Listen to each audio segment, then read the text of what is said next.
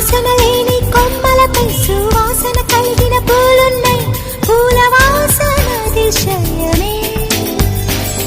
ఆ సంద్రం ఇచ్చిన మేఘల్లో ఒక చిటికెడైన ఉప్పుందా? వాన నీరు అతిశయమే.